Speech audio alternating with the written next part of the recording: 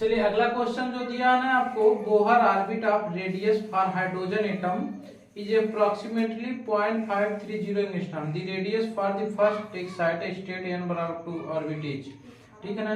दिया है Bohr orbit for hydrogen atom. Hydrogen atom के लिए अगर n बराबर 1 हम लोग रेडियस कैलकुलेट करें, रेडियस, ठीक है ना, रेडियस कितना आएगा तो 530 एंगस्ट्रॉम होता है। ठीक है ना। तो अब आपको बोल रहा है इससे n बराबर 2 के लिए क्या हो जाएगा। ठीक है ना। तो कुछ ना करिए, r इक्वल टू कितना, फार्मूला आपको बता 529 एंगस्ट्रॉम, पहले लिख लीजिए n square upon z angstrom हो जाएगा, है ना। अब आप देखिए 0.529 n की वैल्यू 4 कर लीजिए अपॉन z 1 हो जाएगा, है ना। करिए 6 11 हो जाएगा 20 21, है ना। कितने हुआ पॉइंट, इतना मतलब आर बराबर कितना हो जाएगा, एंगस्ट्रॉम में आ जाएगा। और आप इसको क्या 2.12 भी एंगस्ट्रॉम लिख सकते हैं ना। आर बराबर इतना आपका आंसर आ जाएगा, है ना। अगला क्वेश्चन देखा जाए। अगला क्वेश्चन, रुक जाइए यार, माइक नहीं लगाए हैं, पता नहीं आवाज गई होगी कि नहीं। ठीक है ना। अब तो 1 मिनट रुक जाइए, माइक लगा दें।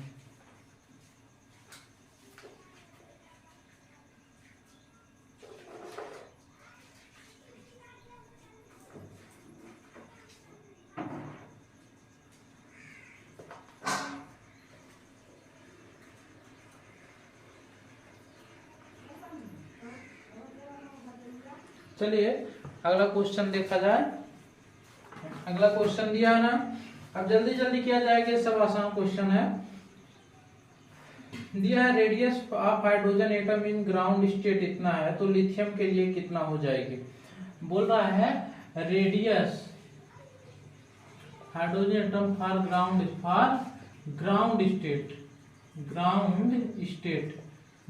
स्टेट, ठीक है ना। ग्राउंड स्टेट के लिए रेडियस आपको दिया है n बराबर 1। आप मॉडल पेपर लेकर ही इसे देखिएगा, मतलब कोई भी आपको ईयर वाइज ले लीजिएगा तो सब क्वेश्चन मिल जाएगा, हम क्वेश्चन नहीं लिखना है, ठीक है ना। n और 1 के लिए दिया, तो बोल रहा है अगर n बराबर कितना आ जाए, n बराबर आपको 3 दे दिया, n बराबर कितना, n बराबर 1 ही रहे लेकिन z बराबर कितना हो जाए 3 हो जाए, तो क्या होगा r equal to 0.529 n square upon z हो जाएगा। तो 1 ही रहेगा, 0.529 n 3 हो जाएगा, है ना। तो r की वैल्यू इतनी आ जाएगी, कितना आ जाएगा 1 आ जाएगा, कितना 2 बचेगा 7 जाएगा, फिर 1 6 जाएगा, फिर 1 4 कर लीजिए, 3 r इक्वल टू इतना अप्रोक्सीमेट आ जाएगा, ठीक है ना। एंगस्ट्रॉम में ही आएगा दोस्त, ठीक है। अब आप देखिए अगला क्वेश्चन दिया गया है, if the ionisation potential for hydrogen atom is इतना। आयोनाइजेशन एनर्जी या आयोनाइजेशन पोटेंशियल दोनों बराबर होता है, और इसका यूनिट बस इसकी अलग होती है केमिस्ट्री के लिए, लेकिन इसका हम लोग को क्वेश्चन से मतलब है इतना इलेक्ट्रॉन वोल्ट है ना। अब इतना electron then ionization potential helium के लिए पूछ रहा है। हीलियम के लिए आयोनाइजेशन पोटेंशियल क्या हो जाएगा, तो I इक्वल टू क्या होता है 6 electron n square upon z square हो जाएगा, ठीक ना। 6 आपको बोल रहा है कि ionization potential hydrogen atom is इतना है, then ionization potential for helium, तो आपको n बराबर 1 दोनों में लेना है, तो वैसे इसका 1 अपॉन कितना कर, हीलियम का कितना होता है नंबर 2 होता है, 4 कर दीजिए, फिर 12 हो जाएगा और 16 हो जाएगा, इतना इलेक्ट्रॉन वोल्ट आ जाएगा, है ना। ठीक है। तो अब आप ये क्वेश्चन हो गया। अब आपको आसान क्वेश्चन दिया है, फिलहाल इसका कोई मतलब नहीं, बस वैसे बता रहे हैं, आप जान जाएंगे। देखिए दिया ना एनर्जी ऑफ हीलियम, तो बोहर ऑर्बिट हाइड्रोजन एटम, मतलब पूछ रहा हाइड्रोजन एटम की एनर्जी क्या हो जाएगी, तो टोटल एनर्जी क्या होती है 13.6 electron n square upon z square electron volt. तो हाइड्रोजन एटम के लिए क्या 1 होता है, और ये 1 होता है ना, तो 13.6 z स्क्वायर हो जाएगा, n स्क्वायर हो जाएगा ना, टोटल एनर्जी हो जाएगी इलेक्ट्रॉन वोल्ट में आ जाएगी, है ना। ये हो जाएगा, ठीक। अगर बोल दे किसके लिए nth ऑर्बिट के लिए, nth ऑर्बिट के लिए आप क्या निकाल सकते हैं n स्क्वायर, ठीक है ना। अब आपको दिया है रेडियस कितना हो जाएगी, चलिए ये बहुत आसान क्वेश्चन है, आप कर लेंगे, तो हम फालतू का क्वेश्चन टाइम आपको बर्बाद नहीं करेंगे। अगला अब हम लोग करेंगे ना dual behaviour of matter and Heisenberg uncertainty principle का करेंगे, ठीक है ना। तो चलिए अब अगला क्वेश्चन हम लोग करेंगे। थोड़ा हाइजेनबर्ग के बारे में आपको हम बता दें। हाइजेनबर्ग ने बोला था किसी इलेक्ट्रॉन का पोजीशन और मोमेंटम एक समय पे कैलकुलेट नहीं किया जा सकता, इसके लिए यह उसने फार्मूला दिया था H/4π, ठीक है ना। लेकिन हमको इसको चेंज करना है delta E into delta T में डेल्टा H/4π में, ठीक है ना। तो देखिए कैसे करेंगे। P इक्वल टू क्या होता है, एम भी होता है ना, एम भी होता है, इसको लिख सकते हैं किलोग्राम मीटर अपॉन सेकंड लिख सकते हैं। और डेल्टा एक्स क्या होता है, ये क्या होता है, इसको मीटर में ले लेंगे, तो delta P into delta X क्या हो सकता है, kilogram metre upon second into metre हो जाएगा। तो किलोग्राम मीटर स्क्वायर अपॉन क्या हो जाएगा, सेकंड हो जाएगा। ये कितना, delta P into delta X हो जाएगा। और हमको एनर्जी में चेंज करना है, तो ई बराबर क्या था, work done equal to W हो जाता है ना। जो वर्क डन होता है एनर्जी होता है, डब्ल्यू वर्क क्या होता है, एफ इंटू डी होता है। एफ इक्वल टू क्या हो जाएगा, एम ए हो जाएगा इंटू डी हो जाएगा, है कि नहीं।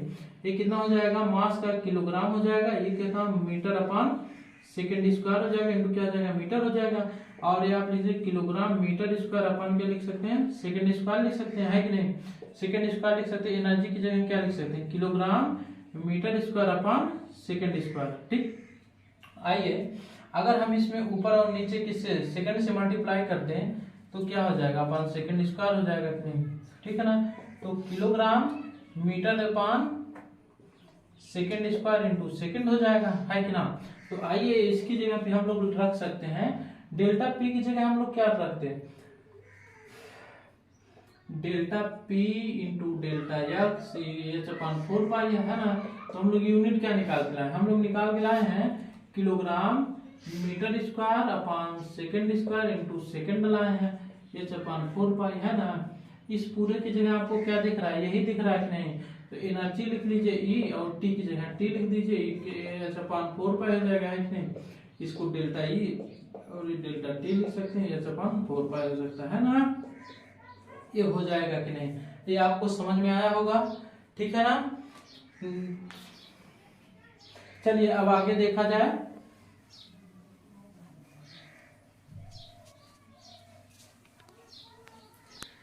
चलिए ठीक है ना। चलिए अब हम लोग इसके आगे क्वेश्चन किया जा रहा है। यह पहला क्वेश्चन, वीडियो चल रहा है ना, ठीक है। तो ठीक है ना, चलिए अब हम लोग देखा जाए अगला क्वेश्चन। अनसर्टेनिटी प्रिंसिपल क्या है, मतलब दिया ना, व्हाट इज रॉन्ग फॉर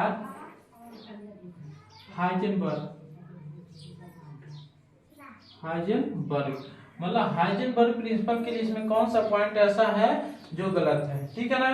तो हम लोग आगे इसका देखा जा रहा है। देखिए पहला दिया ना, अनसर्टेनिटी प्रिंसिपल जो होता है वो delta E into delta T H/4π भी लिख सकते हैं, ये सही तो है, ठीक है ना। दूसरा दिखा रहा ना, half filled and full filled orbital are stable and exchange more energy. तो देखिए ये आप पढ़ेंगे एटॉमिक स्ट्रक्चर में, यहाँ बाउ नियम में 3 2 5 और एक और कर लीजिए 1 2 3 2 5 है ना।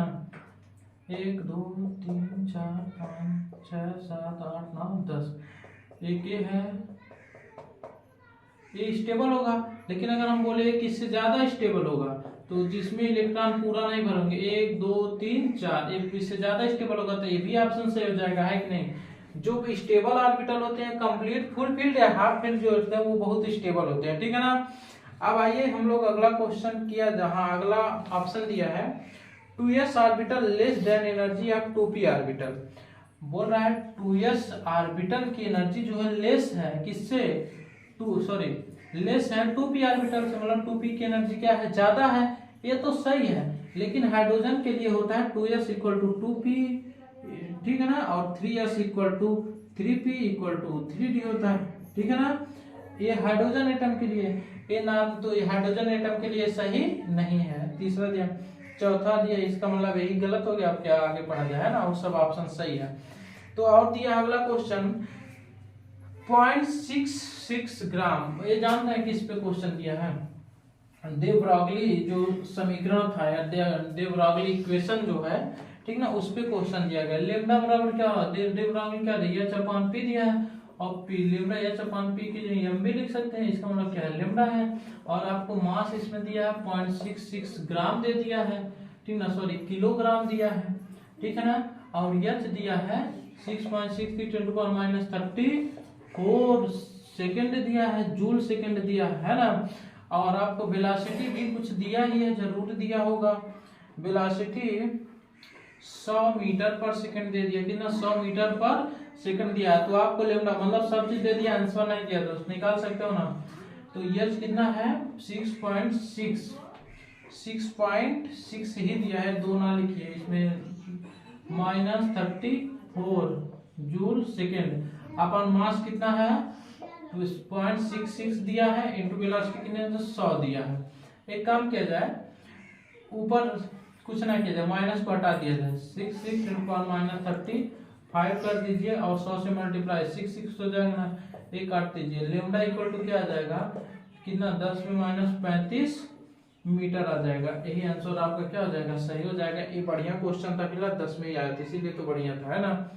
अब देखिए अगला क्वेश्चन है, measurement of electron position if the associated with uncertainty in momentum what is which is equal to इतना।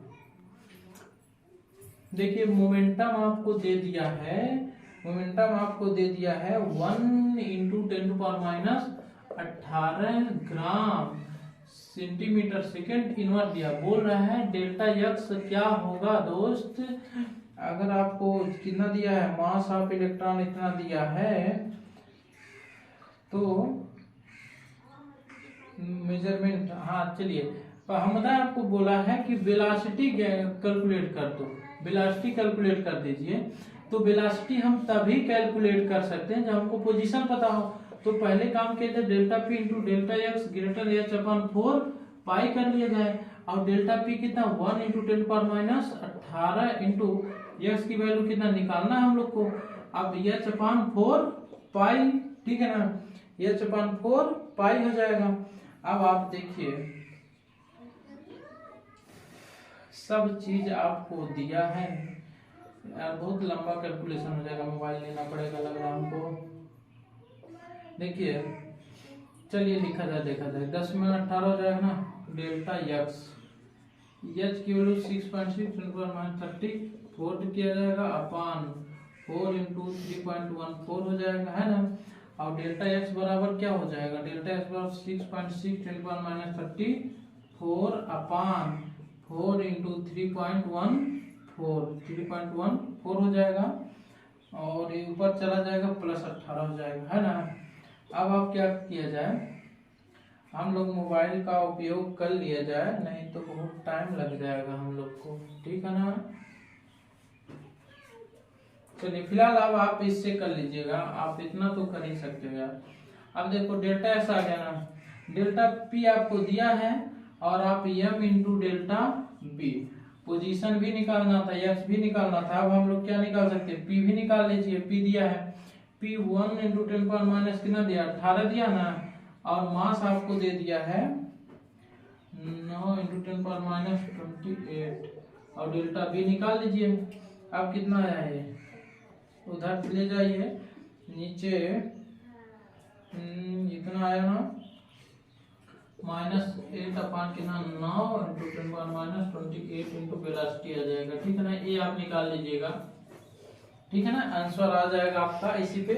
ये हाइजेनबर्ग पे क्वेश्चन था। एक क्वेश्चन और दिया गया है, if uncertainty in position of momentum are equal then uncertainty velocity is, velocity आपसे पूछ लिया है, तो क्या किया जाए वेलोसिटी निकालने के लिए, कुछ करना नहीं हम लोग को। वो बोल रहा है delta P into delta x H upon 4 पाई हो जाए, और बोल रहा है पोजीशन एंड मोमेंटम इक्वल हो जाए, मतलब delta P equal to delta X हो जाए, है ना। तो इसको बराबर कर दीजिए, तो चाहे पी स्क्वायर कर लीजिए, चाहे एच अपॉन 4 पाई हो जाएगा, है ना। 4 पाई कर लीजिए, तो क्या इसकी जगह एम भी लिख सकते हैं कि नहीं, एम इंटू बी लिख सकते हैं, ये अपन 4 pi M square B square हो जाएगा, है ना। तो आपसे पूछा है अनसर्टेनिटी वेलोसिटी पूछा है, B square equal to H upon 4 pi M square हो जाएगा, है ना। तो वेलोसिटी इक्वल टू हम क्या लेंगे, under root H upon 4 pi M square, और वी स्क्वायर टू क्या लिख सकते हैं 1 अपान 2 एम अंडर रूट एच अपान पाई एम, ठीक है ना। ये वेलोसिटी हो जाएगा। ये फिलहाल बढ़िया था ना, ये बढ़िया था क्वेश्चन। वो बोल रहा था ना क्वेश्चन में, अगर मोमेंटम और पोजीशन इक्वल कर दिए जाए तो उसकी वेलोसिटी क्या हो जाएगी, तो इतनी हो जाएगी, ठीक है ना। अब हम लोग को और भी चीजें दिया है, तो इसको हमने आपको अगले वीडियो में बता रहे हैं, ठीक है ना। लंबा हो जाता है यार, अपलोड नहीं होता, ठीक। नमस्कार दोस्तों, आप देख रहे हैं आरबीसी क्लासेस। चलिए अब हम लोग देखा जाए अगला क्वेश्चन, जो इसके लिए पिछले लेक्चर में आप पढ़ के आए होंगे ना, तो अगला क्वेश्चन देखा जाए। देखिए दिया है in hydrogen atom energy of first excited state is इतना, तो काइनेटिक एनर्जी क्या होगी, ठीक है ना। दिया है, देखिए energy of first excited state क्या होता है, एन बराबर क्या है 1 है, एन बराबर 2, एन बराबर 3, ठीक है ना। ये क्या होती है फर्स्ट एक्साइटेड स्टेट, ये क्या होती है सेकेंड, ये इसको हम बोला जाता है first excited state, first excited state, ठीक है ना। इसको क्या बोलते हैं second excited state, second excited state, ठीक है ना, एक्साइटेड स्टेट, ठीक है ना। अब दिया है एनर्जी, आयनाइजेशन एनर्जी दिया है -3.4 इलेक्ट्रॉन वोल्ट, ठीक है ना, -3.4 इलेक्ट्रॉन वोल्ट, ठीक। अब देखिए आपको काइनेटिक एनर्जी पूछा है, ठीक है ना। तो जो काइनेटिक एनर्जी होती है वो इक्वल टू होती है जो आयनाइजेशन एनर्जी होती है, क्या दिया है 1 मिनट, तो एक फर्स्ट एक्साइटेड स्टेट एनर्जी जो दिया है ये टोटल एनर्जी दिया है, ठीक है ना। एक्साइटेड स्टेट का क्या दिया है, टोटल एनर्जी दिया है आपको, टोटल एनर्जी, और टोटल एनर्जी बराबर होता है -ke equal to potential energy upon half होता है, ठीक है ना। यह एक फार्मूला, तो आप इसे याद कर सकते हैं। अब देखिए तो हम लोग क्या करें, माइनस टोटल एनर्जी, और टोटल एनर्जी कितना -3.4 इलेक्ट्रॉन वोल्ट दिया है, माइनस काइनेटिक एनर्जी दिया है, ये माइनस में काइनेटिक एनर्जी इक्वल टू क्या 3.4 इलेक्ट्रॉन वोल्ट हो जाएगा, ठीक है ना। ये हो जाएगा आपका। अब देखिए अगला क्वेश्चन हम लोग देखा जाए, दिया है ना according to the Bohr theory of energy required for an electron in lithium emitted from n/2 state is, तो आपसे पूछ रहा है इफ n बराबर 2 हो, ठीक है ना, तो एनर्जी कितनी होगी, ठीक है ना। तो कितना होता है 13.6 n square upon Z square अपान n स्क्वायर होता है, इलेक्ट्रॉन वोल्ट होता है। तो आप क्या -13.6 जेड, लिथियम के लिए जेड कितना है 3 होता है, तो इसका 3 स्क्वायर हो जाएगा, अपान कितना 2 दिया है 4 स्क्वायर हो जाएगा, ठीक है ना। बोले तो 2 का स्क्वायर होगा 4 हो जाएगा ना, दिमाग तेज चल रहा है कुछ। -13.6 9 अपन कितना हो जाएगा 4 हो जाएगा, ये तो आप लिखते होंगे फिलहाल। तो कितना हो जाएगा 3 16 है ना, तो -3.4 इंटू क्या हो जाएगा 9 हो जाएगा, 36 3 हो जाएगा, 27 30 हो जाएगा, है ना। इतना इलेक्ट्रॉन वोल्ट आ जाएगा, ठीक है ना, एनर्जी आ जाएगा इतनी, ठीक ना। एक इसकी एनर्जी है लिथियम के लिए आएगा, लिथियम के लिए, और किस का चाहिए n बराबर 2 के लिए, ठीक है ना। अब आपको अगला क्वेश्चन दिया है, Bohr orbit radius for the hydrogen atom n बराबर 1 इज अप्रोक्सीमेटली इतना, मतलब बोहर ऑर्बिट की रेडियस दे दिया है 0.530 फॉर n बराबर 1। अब पूछ रहा है अगर हम क्या ले लें n बराबर 2 ले लें, क्या ले लें n बराबर 2 ले लें, तो रेडियस पे क्या फर्क पड़ेगा। नमस्कार दोस्तों, अब आप देख रहे हैं आरबीसी क्लासेस। एक लेक्चर अपलोड हो चुका है क्वेश्चन सीरीज का, अब अगला क्वेश्चन अब हम लोग देखा जा रहा है। चलिए देखा जाए, in photo electron emission energy of the emitted electron is, देखिए ये पूछा ना एनर्जी, एनर्जी जो होगी एमिटेड इलेक्ट्रॉन की क्या होगी, एमिटेड इलेक्ट्रॉन की, ठीक है ना। मतलब जान रहे क्या है, photo electric effect, photo electric effect, photo electric effect. ये बोलता है यदि कोई मेटल की रॉड हो या मेटल का कोई सरफेस हो और इस पे हम क्या करें, लाइट गिराया जा रहा है, क्या गिराया जा रहा है, लाइट। तो बोला जा रहा है यहाँ से कितना एनर्जी का ये लाइट गिराया जाए, कितनी एनर्जी की लाइट यहाँ पे गिराई जाए कि यहाँ इस मेटल में जो इलेक्ट्रॉन है वो क्या हो जाए, रिलीज हो जाए, एमिट हो जाए, ठीक है ना। अब देखिए एनर्जी जो होंगे, जो ये लाइट का एनर्जी होगी, अब सोचिए ये जो इलेक्ट्रॉन है, मान लीजिए यहाँ पे इसका 10 इलेक्ट्रॉन वोल्ट है, ठीक है ना, कितना है, 10 इलेक्ट्रॉन वोल्ट एनर्जी है। अब हमें इसको निकालना है इस सरफेस से, इस सरफेस क्या करना है, निकालना है किसके थ्रू, प्रकाश लाइट के थ्रू, ठीक है ना, लाइट के थ्रू इसको निकालना है। तो आप बताइए ई बराबर क्या है, एच न्यू है ना। तो ये जो एनर्जी होनी चाहिए इससे ज्यादा होनी चाहिए कि नहीं, ज्यादा होनी चाहिए या तो इक्वल होनी चाहिए।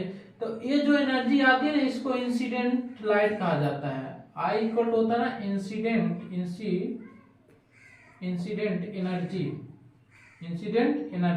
किसका, लाइट की, ठीक है ना। अब इस पे गिराए जा रहे तो इलेक्ट्रॉन की मान लीजिए इतना एनर्जी है तो क्या होनी चाहिए, ई ग्रेटर देन होना चाहिए किससे, इलेक्ट्रॉन थे। इसका मतलब ये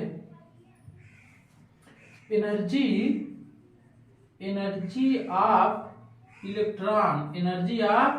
electron is less than energy of light, ठीक है, एनर्जी ऑफ लाइट, ठीक है ना। तो ये वाला ऑप्शन इसका सी है, तो आप सी कर लीजिएगा। अब अगला क्वेश्चन देखा जाए, दिया है ना, electron was experimentally to have property by, बोल रहा है ना इलेक्ट्रॉन का वेव नेचर किसने एक्सपेरिमेंटली डिटरमाइन किया, एक्सपेरिमेंटली कौन डिटरमाइन किया, देखिए थ्योरेटिकली जो डिटरमाइन, थ्योरेटिकली डिटरमाइन किसके द्वारा किया गया था, थ्योरेटिकली डिटरमाइन किया गया था डे ब्रॉगली के द्वारा किया गया था। लेकिन एक्सपेरिमेंटली जो डिटरमाइन किया गया था वो डेविएशन एंड जर्मन के द्वारा किया गया था, ठीक है ना, जर्मन के द्वारा किया गया, ठीक है ना। तो ये वाला ऑप्शन अपन लोग के क्या हो जाएगा, सही हो जाएगा, ठीक है ना। अगला दिया है ना, which of the following never true for cathode ray, देखिए कैथोड रेज के लिए बोला ना कौन सा ऑप्शन सही है, तो 4 ऑप्शन दिए गए, हम आपको बता रहे हैं। देखिए बोला ना कैथोड रे के लिए कौन सा ऑप्शन क्या है, सही नहीं है। तो पहला दिया ना, दे पासेज काइनेटिक, इसके पास काइनेटिक एनर्जी होगी, कैसे, कैथोड जो होता है किससे बना, इलेक्ट्रॉन का वंश होता है ना, मतलब कैथोड रे से हम इलेक्ट्रॉन खोजे, इसका मतलब इसमें इलेक्ट्रॉन पाए जाते हैं, इलेक्ट्रॉन के पास क्या होती है, काइनेटिक एनर्जी होती है। दूसरी बात, अगर इस कैथोड रे के सामने कोई पहिया रख दी जाता तो क्या करता, क्लॉकवाइज एंटी क्लॉकवाइज इसको घुमा देता है, इसका मतलब इसमें क्या होगा, मैकेनिकल सपोर्ट पाया जाता, मैकेनिकल प्रेशर पाया जाता है कि नहीं, मैकेनिकल प्रेशर पाया जाता है। तीसरा दे रहा ना कि ये हीट प्रोड्यूस करता है, तो हीट तो प्रोड्यूस ही करता है, इलेक्ट्रॉन क्या करता है, हीट प्रोड्यूस करता है, तो कैथोड रे वही काम करेगी। बस क्या होता है, यह क्या इलेक्ट्रोमैग्नेटिक रे नहीं होता है, कैथोड रे क्या था, इलेक्ट्रोमैग्नेटिक रे नहीं होती है, ठीक है ना। अब हम लोग अगला क्वेश्चन किया जा रहा है, अब ये दिया गया है बोर मॉडल से, ठीक है ना। अब देखिए अब जितना क्वेश्चन किया जाएगा हम लोग ये बोर मॉडल पे किया जाएगा, ठीक है ना, बोर मॉडल पे हम लोग क्वेश्चन किया जा रहा है।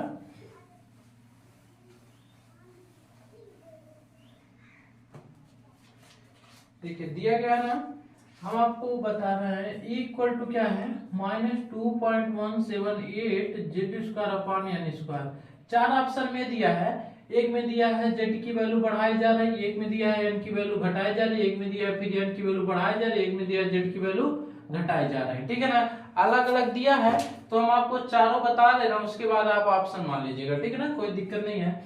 अब देखिए अगर हम लोग क्या किया जाए, ई इक्वल टू इसको हम लोग कांस्टेंट मान लिया जाए, के मान लिया जाए, तो क्या जाए minus Z square upon N square किया जाए, है ना। आप बताइए, अगर हम लोग सिर्फ क्या लिया जाए, एक बार ले लिया जाए ना माइनस जेड स्क्वायर इधर प्रोपोर्शनल कर लिया जाए, एक बार ले लिया जाए माइनस 1/n स्क्वायर, ठीक है ना। आप बताइए 1/2 का स्क्वायर हो और 1/4 का स्क्वायर हो, है ना। एक बार 1/2 का स्क्वायर कितना आएगा 1/4 आ जाएगा, कितना आ जाएगा 1/16 आ जाएगा, है ना।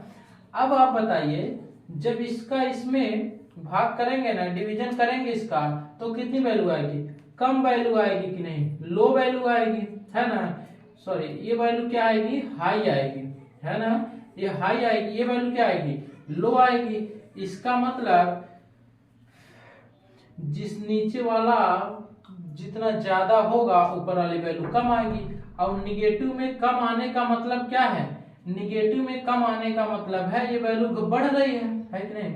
ये वैल्यू बढ़ेगी तो ऊपर वाली वैल्यू क्या डिक्रीज करेगी, निगेटिव डिक्रीज करने का मतलब क्या, एनर्जी क्या हो जाएगी, बढ़ जाएगी।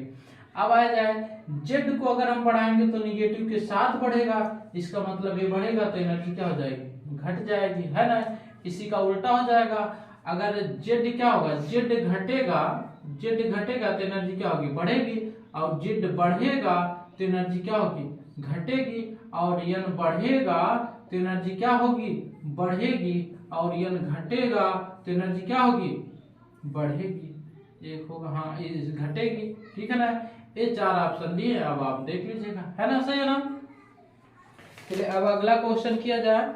अब दिया ना energy of second Bohr orbit, second Bohr orbit की एनर्जी पहले देखा जाए। एनर्जी जो होती है ना, क्या होती है, -13.6 Z square upon N square होता है। क्या होता है, इलेक्ट्रॉन वोल्ट, आप किलो जूल में इलेक्ट्रॉन वोल्ट में लिख लीजिए, है ना। तो अब देखिए एक बार दिया ना इस सेकंड के लिए -13.6 Z square upon N square. और हाइड्रोजन एटम के लिए जेड बराबर क्या होगा, 1 हो जाएगा, है ना। तो इसको हम लोग 1 कर लिया जा रहा है सीधे, ठीक। तो ऐसे लिख लिया जाए n 2 पे स्क्वायर हो जाएगा। और एक दिया है E4 का हम लोग को निकालना है, ठीक है ना। और E2 की जो एनर्जी दिया है इसमें, E2 की एनर्जी दिया है आपको -328 kilo joule mole inverse, -328 kilo joule mole inverse दिया ना। अब देखिए n2 स्क्वायर, अब इसके बराबर क्या लिखे, -13.6, ये भी क्या हो जाएगा n4 का स्क्वायर कर लीजिए। अब फर्स्ट और सेकंड कर लीजिए, अब आप वैल्यू बता दीजिए। E2 अपन क्या हो जाएगा, E4 हो जाएगा इक्वल टू 13.6 अपान n2 का स्क्वायर हो जाएगा, माइनस इंटू n4 का स्क्वायर हो जाएगा 13.6 हो जाएगा, है कि नहीं। ये माइनस माइनस कट जाएंगे ना। अब E2 की वैल्यू कितना दिया, -328 दिया है अपान E4 दे दिया है कि नहीं, E4 दे दिया ना। अब आप क्या करिए, n4 का आपको निकालना है, ठीक है ना। n4 कितना दिया है, 4 दिया है, ठीक है ना। और n2 कितना दिया है, 2 दिया गया है। तो आप वैल्यू रख दीजिए, 4 स्क्वायर अपन क्या हो जाएगा, 2 का स्क्वायर हो जाएगा, है ना। 16 अपन कितना 4 हो जाएगा, 4 से होगा 16 हो जाएगा। और 328 अपन E4 हो जाएगा, है ना। अब E4 इक्वल टू क्या आ जाएगा, E4 इक्वल टू -328 अपान 4 हो जाएगा। अब ये कितना आ जाएगा, 8 आ जाएगा, 2 आ जाएगा, माइनस और किलो जूल मोल इनवर्स हो जाएगा। अपन लोग को क्या आ गया आंसर, E4 की एनर्जी आ गई, ठीक है ना। क्वेश्चन में आपको दिया था the energy of second Bohr orbit of the hydrogen atom is 328 kilo joule mole inverse, hence the energy of fourth Bohr orbit would be, मतलब फोर्थ बोहर ऑर्बिट की एनर्जी क्या होगी, इतनी हो जाएगी, ठीक है ना। ऑप्शन दिया है कौन सा, बी दिया है, तो आप बी मार्क दीजिएगा, ठीक है ना। आसान था ना। चलिए अब हम लोग अगला क्वेश्चन किया जाए, ठीक है ना। अगर स्पीड आपकी तेज होगी तो आप